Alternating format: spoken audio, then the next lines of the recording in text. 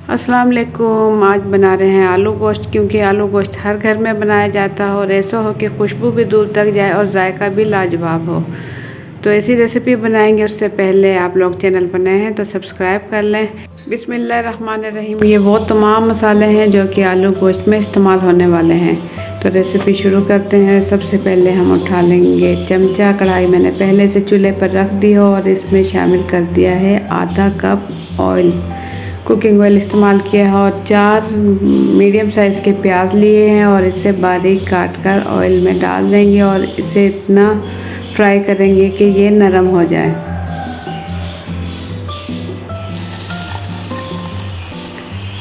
तो यहाँ मैंने ले लिया है गोश्त, बीफ का गोश्त लिया है और इसे भी फ्राई करेंगे। फ्लेम इसकी कर देंगे तेज़ और इसे इतना पकाएंगे कि गोश्त का कलर वाइट होने लगे, ताकि गोश्त की एक जो स्मेल सी होती है हल्की सी, वो ख़त्म हो जाएगी फ्राई करने से। तो यहाँ मैं आपको दिखाऊँ, इसका कलर वाइट होने लगा है। 2 से 3 मिनट मुझे लगे हैं। इस टाइम फिर इसमें डाल देंगे अदरक लहसुन का पेस्ट 2 खाने के चम्मच और साथ ही कुछ डाल देंगे पिसे हुए मसाले।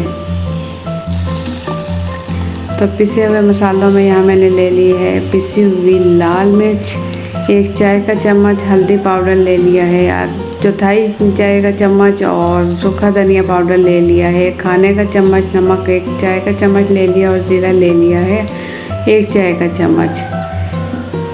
ये मसाले मैंने खुद ने पिसाई करवाए हैं। ये खालिश मसाले हैं। इसमें मिर्ची हैं, हल्दी और सूखा धनिया, ये तमाम मसाले खुद पिसाई करवाए हुए हैं। तो इसकी बुनाई कर लेंगे इस टाइम और इसमें पानी डाल देंगे। पानी इतना डालेंगे कि गोश्त जो है पानी में डिप हो जाए, क्योंकि बढ़ेगा गोश्त है, गलने में थोड़ा टाइम लगेगा और अच्छा सा गला हो तभी मज़ा आता है खाने का।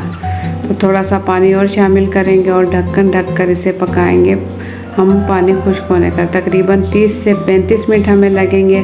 तो ढक्कन ढककर इसे रख देंगे। इतनी देर में हमारे पास हैं टमाटर और हरी मिर्च और धनिया। टमाटर चाहे तो आप ग्राइंड कर लें काट कर, या फिर इसे छील कर भी काट सकते हैं। छीलने से ये होगा कि इसके छिलके जो होते हैं सख्त होते हैं, तो वो अलग हो जाएंगे। तो इस तरीके से आप बारीक बारीक काट लें।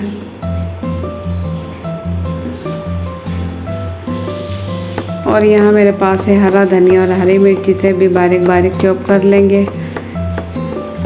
तो मैं ढक्कन खोलकर दिखाऊं, 30 से 35 मिनट गुजरने के बाद ऑयल अब इसका ऊपर आने लगा है और गोश्त हमारा अच्छे से गल चुका है। तो इस टाइम मैं इसमें डाल दूँगी हरी मिर्च और टमाटर।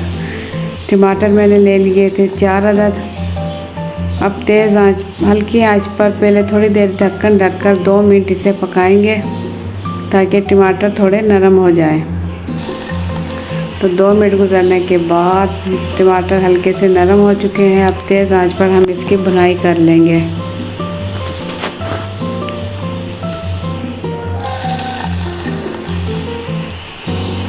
और अगर आप लोग मेरे चैनल पर नए हैं तो सब्सक्राइब कर लें जल्दी से, लाल बटन और साथ ही बेल के बटन भी क्लिक कर लें।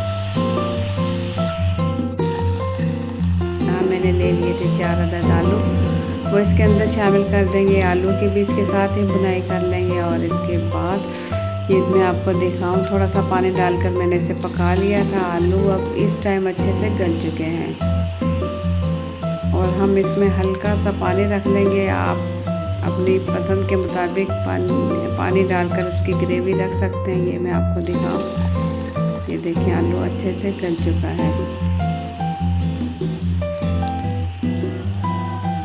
तो 1 कप इसमें पानी शामिल करेंगे या आधा गिलास इसमें पानी शामिल कर लें।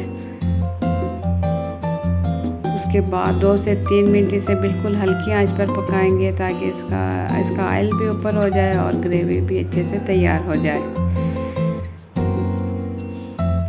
तो वीडियो आपको मेरी पसंद आती है तो इसे ज़रूर लाइक करें, अपनी फैमिली और फ्रेंड के साथ शेयर करें। इस पर मैंने डाल दिया है थोड़ा सा पिसा हुआ आधा चाय का चम्मच पिसा हुआ गरम मसाला और ऊपर से डाल दूँगी हरा धनिया और हरी मिर्च। इस टाइम चूल्हा बंद कर दिया है। तो आलू गोश्त का सालन हो चुका है रेडी। मुझे दें इजाज़त। अल्लाह हाफिज़।